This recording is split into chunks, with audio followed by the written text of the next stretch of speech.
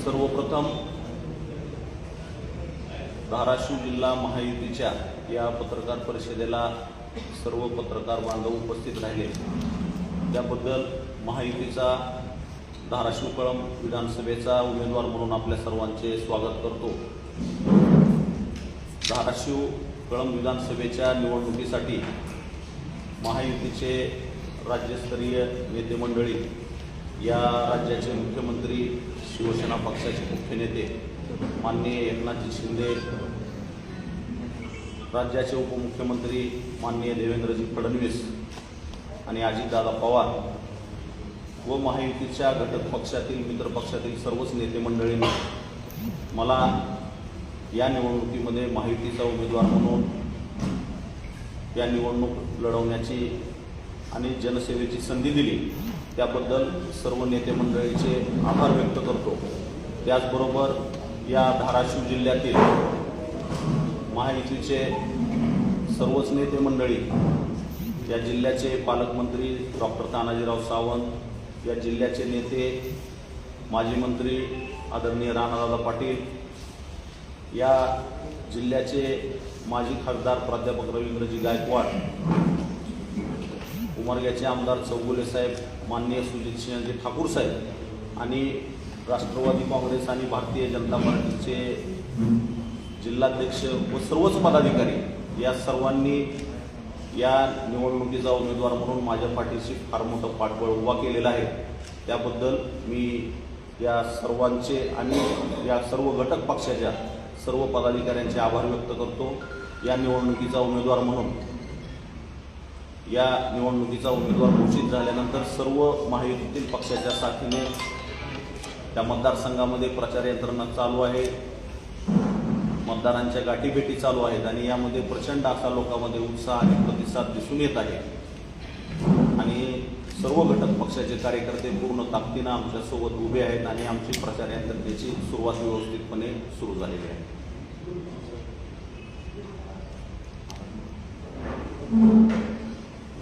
आजच्या पत्रकार परिषदेला उपस्थित सर्व पत्रकार बांधवांचं मी मनापासून अभिनंदन करतो, आभार मानतो आणि आजच्या या पत्रकार परिषदेसाठी आपल्याला माहिती देण्यासाठीच आजची खरं तर पत्रकार परिषद बोलवलेली आहे।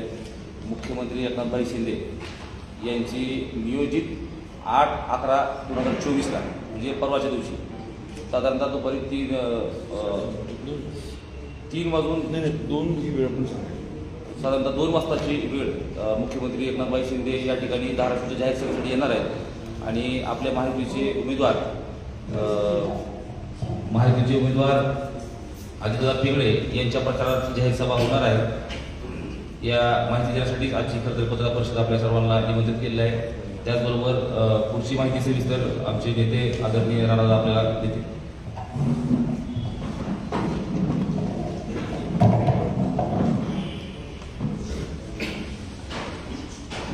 आपल्या सर्वांचं परत एकदा मी देखील स्वागत करतो।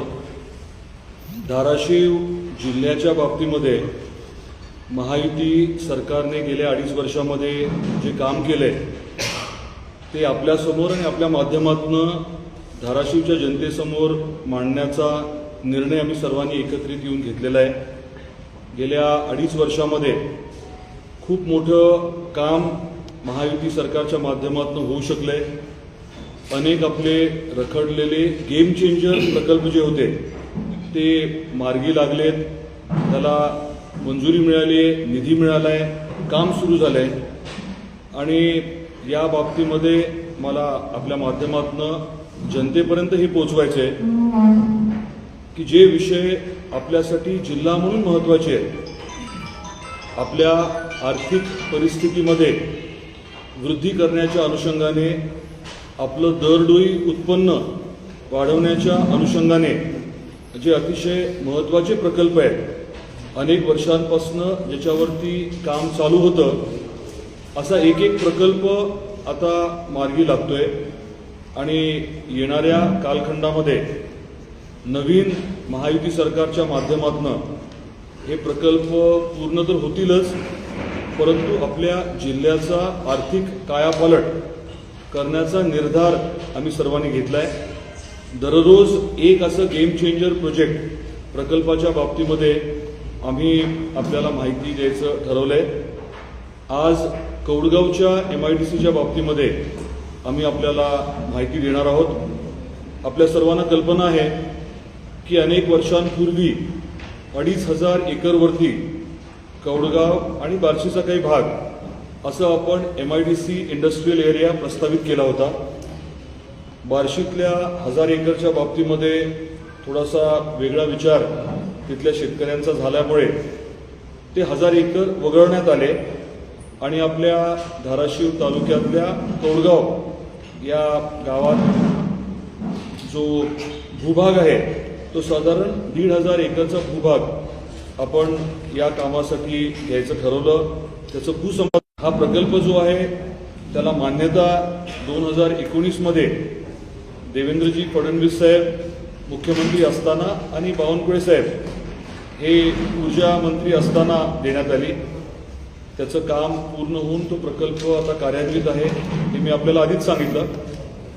याच्या व्यतिरिक्त 2019 साली तत्कालीन मुख्यमंत्री आदरणीय देवेंद्रजी फडणवीस साहेबांनी महाजनादेश यात्रेच्या दरम्यान धाराशिवला आलेला असताना त्यांनी कौडगावला टेक्निकल टेक्सटाईल पार्क केला जाईल हे जाहीर केलं होतं.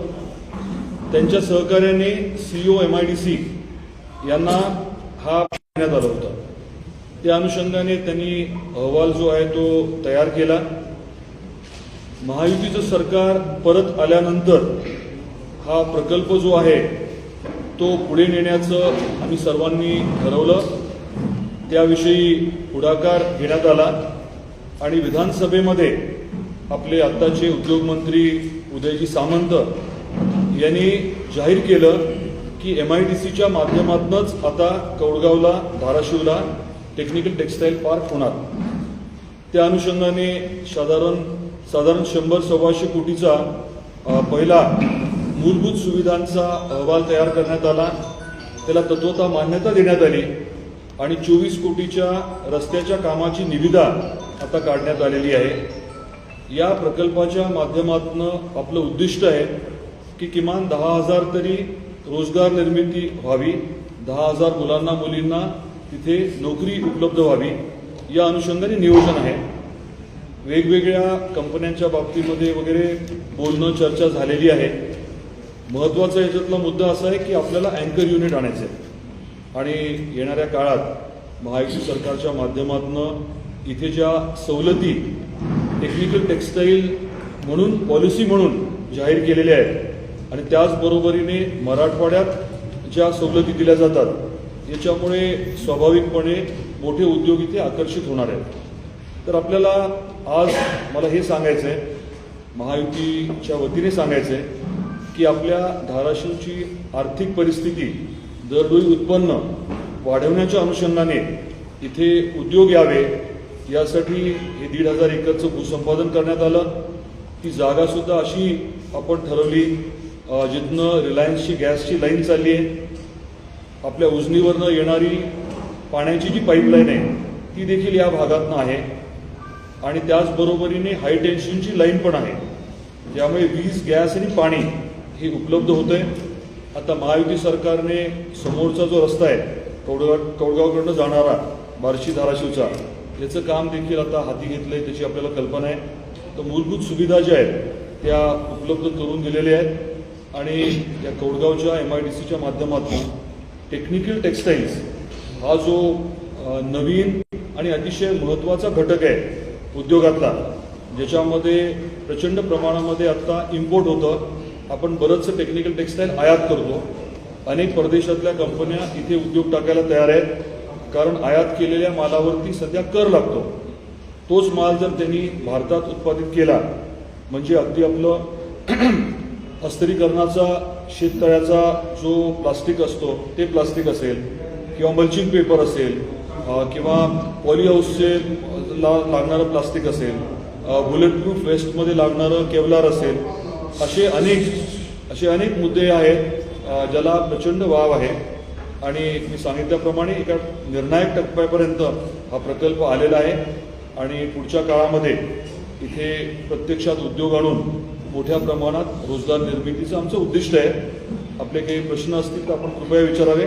रोज एका महत्त्वाच्या प्रकल्पावर जिथे निर्णायक काम महायुती सरकारने गेल्या 2.5 वर्षात केलंय त्याची माहिती अगदी डिटेलमध्ये आपल्याला देण्याचं आम्ही ठरवलंय, जेणेकरून विकासावर बोलू ही जी आमची संकल्पना आहे आपल्या जिल्ह्याच्या बाबतीमध्ये महायुती म्हणून ती पुढे नेण्याचं आम्ही निश्चित केलेलं आहे.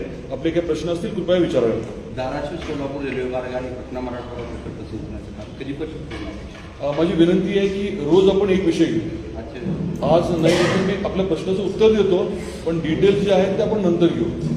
तुम्ही रेल्वेचं जे म्हटला, रेल्वेच्या बाबतीमध्ये ओरिजिनल उद्दिष्ट 60 महिन्याचं होतं, त्याच्यामध्ये आपण चेंजेस करून आता 30 महिन्याचं केलं. आणि दुसरं काय होता प्रश्न? कृष्णा मराठवाड्याचं जे पाणी येणं अपेक्षित आहे रामदऱ्यात ते डिसेंबरपर्यंत अपेक्षित आहे. ते मी आधी आपल्याला सांगितलंच आहे. मुख्यमंत्री महोदय परवा दिवशी येणार आहे. परवा दिवशी दुपारून मल्टीपर्पजला नाही. आता सध्या मुख्यमंत्री महोदयांची परवाची सभा एवढं आपलं फिक्स्ड आहे. बाकी जसं ठरेल तसं कळवून आपल्याला. सॉरी, तिन्हीकडे आहे. आम्ही आता इथे आपल्याला याची माहिती देतोय. परांड्यालाही असणार आहे आणि उमरग्यालाही असणार आहे. त्याचे टायमिंग्स संबंधित आमदार महोदय देतील. आम्ही धाराशिवचं फक्त आपल्यापर्यंत पोहोचवतोय. ते त्यांच्या नियोजनाप्रमाणे कळवतील. देवेंद्र फडणवीस आणि अजितदादा पवार यांची सभा होणार आहे का जिल्ह्यामध्ये? त्यांची सभा होणार आहेत का? आता विनंती आम्ही वेगवेगळी केलेली आहे. कोणाला काय स्लॉट मिळेल मला अजून नाही कल्पना, पण कन्फर्मेशन आलं की लगेच आपल्याला कळवा. कोळगावचा जो सौरऊर्जा प्रोजेक्ट आहे किती विजेची निर्मिती होईल? 50 मेगावॉट 50 मेगावॉटचं आहे. अंदाजे 250 कोटीची गुंतवणूक झाली आहे आणि महाजेल्कोच्या मालकीचा आहे. BHELने तो प्रोजेक्ट मोस्टली कार्यान्वित केला आहे. टेक्निकल टेक्सटाईलमधून साधारण किती रोजगार उपलब्ध होईल, किती जणांना रोजगार मिळेल आणि तिथं लागणारे जे मनुष्यबळ आहे कुशल अकुशल त्यासाठी शैक्षणिक जी व्यवस्था आहे ती पुरेशी आपल्या जिल्ह्यात आहे का, की बाहेरून परत आपल्याला कुशल अकुशल कामगार मागवावे लागतील? टेक्निकल टेक्सटाईलमध्ये 3 प्रकार असतात. एक जे असतं ते रेग्युलर मॅन्युफॅक्चरिंग म्हणजे वस्त्र निर्मिती. दुसरं जे असतं ते प्रोसेसिंग म्हणजे त्या वस्त्राला काहीतरी वेगळे गुणधर्म उपलब्ध करून देणं, त्या अनुषंगाने काम केलं जातं. आणि तिसरं जे आहे ते ॲक्च्युअल गारमेंट म्हणजे शर्ट पॅन्ट जे असेल त्याची निर्मिती. तर हे तिन्ही विषय जे आहेत ते आपण घेतोय. त्याच्यामध्ये मेडिकलचा खूप मोठा आपल्याला काम करायला वाव आहे.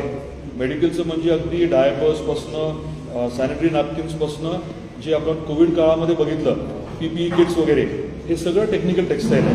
त्याच्यावरती आपण भर देणार आहे. आणि डिफेन्स रिलेटेड पण काही विषय आहेत. आता टेक्निकल टेक्सटाईलमध्ये सेक्टर जवळजवळ 14 आहेत. 14 वेगवेगळ्या सेक्टरमध्ये काम करत असताना काही मॅनपॉवर काही मनुष्यबळ जे आहे ते आपल्याला खूप उच्च शिक्षित लागेल, खूप ट्रेंड लागेल. दुसरं जे आहे ते जनरल लागेल, जनरल ज्याला आपण प्रशिक्षण देऊन चालू शकेल. आणि तिसरं जे आहे ते अनस्किल्ड लागेल. तर तिन्हीचा विचार केला. आपला एक त्याच्यामध्ये ॲडिशनल विचार हाही आहे की रेल्वेचा ट्रॅक जो साधारण 16 किलोमीटर आहे तो ट्रॅक पण या MIDC एरियापर्यंत आणायचा, जेणेकरून मालवाहतूक जी आहे ती डिरेक्टली कंटेनर लोड करता येईल. ट्रेनमध्ये लोड करून सरळ JNPTला किंवा पोर्टलाही पाठवता येईल असे त्याच्यात नियोजन आहे. हाच प्रकल्प अति महत्त्वाचा होता दादा. हा प्रकल्प अति महत्त्वाचा. ठीक आहे, हा जो MIDC प्रकल्प आहे कौडगाव अति महत्त्वाचा म्हणून समजला गेला. 2006 पासून ह्याला ती मान्यता वगैरे प्रक्रिया झाली. नेमकं कुठं घोड आलं की ते 1000 एकर अक्वायर करायला आपल्याला म्हणजे आतापर्यंत त्या अपेक्षा दिली. 2,500पैकी 1,500 केलं आणि 1,000 झालेलं नाही. 1,000 एकर हे बार्शी तालुक्यातलं होतं. तिथल्या शेतकऱ्यांची जी काही अपेक्षा होती ती कदाचित नियमाप्रमाणे आपल्याला पूर्ण करणं शक्य नव्हतं. आणि त्यामुळे 2-3 वेळेस चर्चा झाल्या. त्याच्यामधनं योग्य मार्ग निघाला नाही आणि आपल्याला कुठली जबरदस्ती वगैरे करायची नव्हती. त्यामुळे तो विषय आपण सोडला.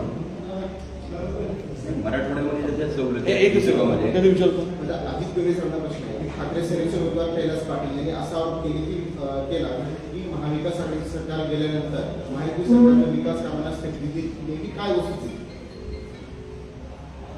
कैलास पाटील साहेबांनी जे महाविकास आघाडीच्या कामाला स्थगिती दिली म्हणून सांगितलं, त्याच्यानंतर दादाच्या माध्यमातून, सावंत साहेबाच्या माध्यमातून पाठपुरावा करून जे कामं मंजूर होऊन आले, तर तुम्हाला एक उदाहरण म्हणून सांगतो की कैलास पाटलांचं सवय कशी आहे त्यांची, की जे झालं त्याचं क्रेडिट घ्यायचं आणि जे त्यांच्याच्यानं होत नाही ते दुसऱ्यावर ढकलायचं. आता माझ्या गावचा वैयक्तिक एक रस्ता होता, त्या रस्त्याला मिसिंग लेनमधून पाठपुरावा करून आपण आपले ग्रामविकास मंत्री गिरीश महाजन साहेबाकडून पाठपुरावा करून इथून प्रस्ताव पाठवून दादांनी स्वतः 2 वेळेस महाजन साहेबाला बोलले आणि त्या रस्त्याच्या मंजुरीचा JR पडल्या कैलास पाटलांनी सांगितलं की ही माझ्या प्रयत्नानं मंजूर झालं. मागच्या 2 महिन्यापूर्वी जर एखादं काम कैलास पाटलाच्या प्रयत्नानं मंजूर होत असेल त्या सरकारमधून, तर ह्या सरकारनं त्यांची अडवणूक केली असं कसं म्हणता येईल? एखादं काम आम्ही मंजूर करून आणलं की त्यांच्या फेसबुक अकाउंटवरून टाकायचं की ही आम्ही दोघांनी प्रयत्न केले काम मंजूर झालं. मागच्या 2 महिन्यापूर्वीचाच किस्सा आहे. मग त्यांच्या मनावर जर हे काम मंजूर होत असेल तर त्यांच्या कामाला स्थगिती दिली असं म्हणणं योग्य नाही. झालेल्या कामाचं फक्त क्रेडिट घ्यायचं. मांजरा नदीवरच्या बॅरेजेसचा विषय आहे, त्या कामाला स्थगिती दिली असं त्यांनी एका भाषणात म्हणलं. माझी एक विनंती आहे, काय होतंय आपल्या प्रेसचं फ्लेवर दुसरीकडे चाललंय. आपल्याला प्रेस म्हणजे आमची विनंती काय आहे की आज महायुतीने केलेलं काम जे आहे ते जनतेपर्यंत पोचवावं. एक मिनिट, आपल्या जिल्ह्याची गरज काय आहे? आपल्या जिल्ह्याची गरज शाश्वत पाणी आहे. आपल्या जिल्ह्याची गरज काय आहे? रोजगार निर्मिती आहे. कुरघोड्या जे करायच्या कुरघोड्या करणं आणि त्याच्यातच आपण सगळ्यांनी आनंद मानणं याच्या थोडंसं पलीकडे आपण जावं ही आपल्या सर्वांना विनंती आहे. वेगळे सर वेगळी प्रेस घेतील ना. आजचा मुद्दा जो आहे, माझी परत आपल्याला विनंती आहे, प्रेस जी आहे ती इंट्रोडक्शनची प्रेस होती, CM साहेबांच्या कार्यक्रमाची प्रेस होती आणि महायुतीचं जे मत आहे की आपण आपल्या जिल्ह्यातल्या राजकारणात सकारात्मकता आणूया. एकच मिनिट, आपल्या जिल्ह्याच्या राजकारणात सकारात्मकता आणूया. ज्या गोष्टीची आपल्याला गरज आहे त्याच्यावरती बोलू ना आपण. जे निरर्थक आहे, ज्या वैयक्तिक गोष्टी आहेत, आरोप प्रत्यारोप जे आहे त्याच्यामध्येच आपण धन्यता जर मानायला लागलो तर जनता जी आपल्याला निवडून देते, ज्याच्या अपेक्षा आहेत की आपल्याकडनं काहीतरी त्यांचं भलं व्हावं, त्याच्याकडे दुर्लक्ष जे होत आहे. त्यामुळे आमची विनंती आहे की थोडा फोकस जो आहे तो या विषयावरती असावा. महाराजांचं जे बंड होतं ते कशामुळे नेमकं थंड झालं काय म्हटलं? शिवसेना असं आहे की तिन्ही पक्षातील वातावरण चांगलं झालं आहे का? काय म्हणलं? तिन्ही पक्षातील वातावरण चांगलं झालं का? महायुती तिन्ही पक्ष कसले आमची खूप मोठी महायुती आहे. भाजप आणि शिवसेना वातावरण चांगलं आहे. एकदम खेळी मिळते. तुमच्यावर आता आम्ही नाश्ता पण करणार आहोत. जिल्हाध्यक्ष म्हणजे शिवसेनेतल्या एका बड्या नेत्यानं आमच्यावर अन्याय केला. म्हणजे जिल्ह्यातल्या शिवसेनेतल्या एका बड्या नेत्यानं जिल्ह्यातल्या शिवसेनेवर अन्याय केला असं महाराष्ट्र जिल्हा प्रमुख म्हणत होते. बोलू मी ह्या विषयावर बोलूया आपल्याला. नाही, हे मुद्दे जे आहेत ना आपण ह्यांना कधी भेटू शकता? मराठवाड्यातल्या उद्योगधंद्यांसाठी सवलती मिळतात, परंतु आपण टेक्निकल टेक्स्टाईलचा जो कोडगावचा मुद्दा आहे तसंच काय प्रस्तावित प्रकल्प आहेत का आपल्या जिल्ह्यासाठी? बरेच आहेत. बरेच. माझी विनंती काय, आम्ही एकदम आज सांगण्यापेक्षा रोज एक घेऊ ना. नाही, उद्योगाच्या बाबतीत सुद्धा काही इतर प्रकल्प आहेत ज्याच्या बाबतीत आपण भरीव काम केलं. म्हणजे आता एक कौडगावचं जसं एक गेम चेंजर प्रोजेक्ट आहे तसे आपले इतरही गेम चेंजर प्रोजेक्ट्स आहेत. एकापेक्षा जास्त आहेत MIDC. जे काम झालंय ते आपल्यासमोर आम्ही मांडू ना. आणि नक्कीच एकापेक्षा जास्त आहे आणि वेगवेगळ्या भागात आहे. असं नाही की सगळंच मर्यादित 1 किंवा 2 तालुक्यात आहे. आम्ही सगळीकडेच करायचा प्रयत्न करतो. टेक्निकल टेक्स्टाईलसाठी साधारण पाण्याची उपलब्धी किती लागणार आहे आणि आपल्याकडे ते पाणी उपलब्ध आहे का?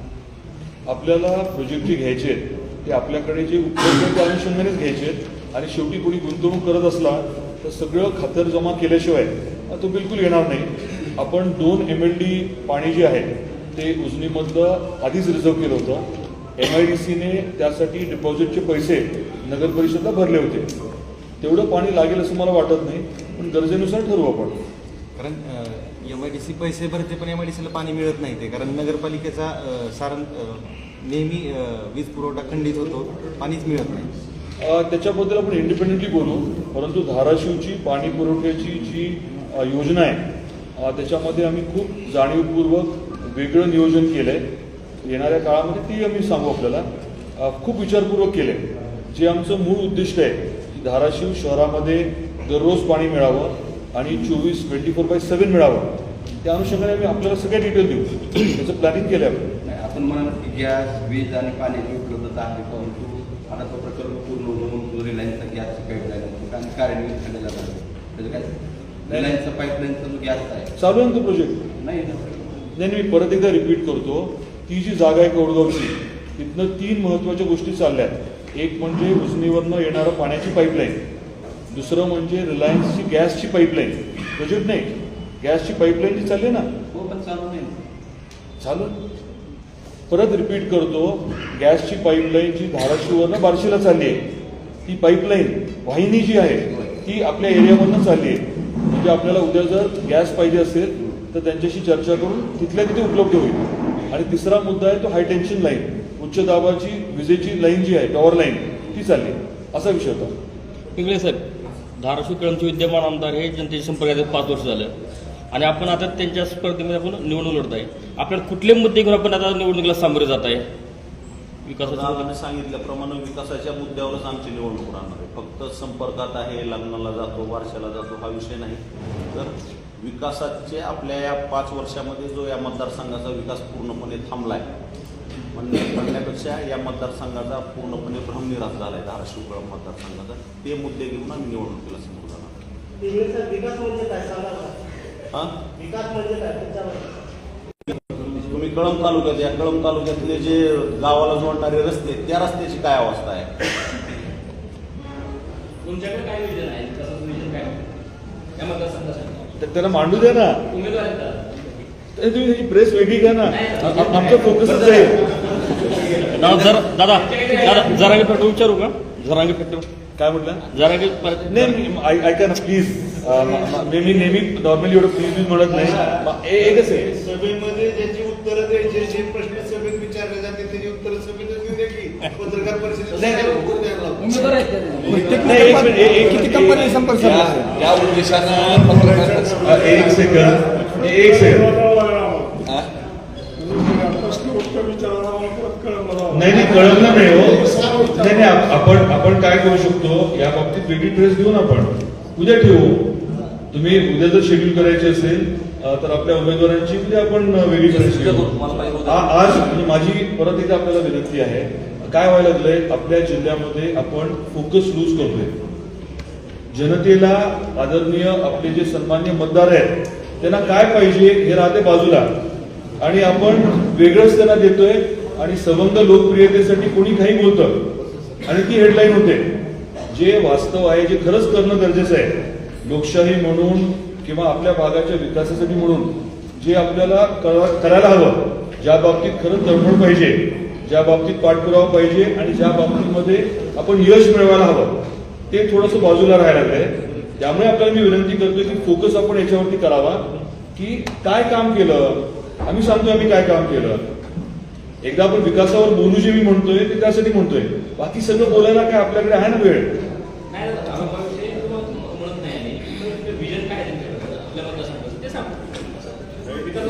नाही, आजची प्राथमिक पत्रकार परिषद फक्त माझ्या परिचयाची होती आणि मी या मतदारसंघात काय करावं लागेल, काय नाही, त्या मतदारसंघातल्या कुठल्या अडचणी त्या गोष्टीवर सध्या मी म्हणजे लोकांकडून हे घ्यायला लागलोय आणि ती तयारी करून तुम्ही म्हणलात तर मी आज दिवसभरात त्याची पूर्णही करून तुमच्या पुढे मांडेल. मी आज फक्त माझा इथं परिचय करून देण्यासाठी आलो. उगं माझ्याकडे काय विजन आहे म्हणल्यावर मी जर उद्या म्हणलं मी कळंबला विमानतळ मंजूर करेन तर ह्याच्यात काय अर्थ नाही आणि ते त्यांच्यात आणि आमच्यात काही फरक नाही. उगं काहीतरी सवंग लोकप्रियतेसाठी बोलणार नाही. माझ्याच्यानं जे होईल आणि ज्या गोष्टीची मूलभूत गोष्टीची गरज आहे या मतदारसंघात त्या गोष्टीसाठी मी लोकांकडून आमच्या जवळच्या आणि काही जे ह्याच्यामध्ये जाणकार आहेत त्यांच्याकडून माहिती घ्यायला की आपण जे करू शकतो म्हणजे थोडक्यात आपला जाहीरनामा काय असेल त्याची माझी तयारी झाल्यावर मी बोलल ना तुम्हाला.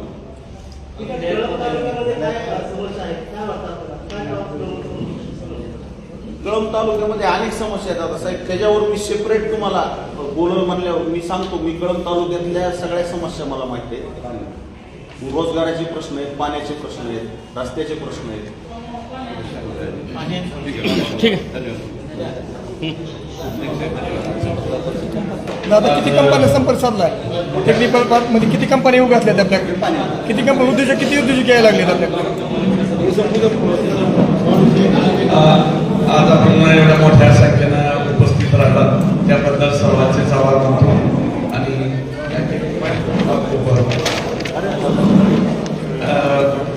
पत्रकार परिषद संपली असते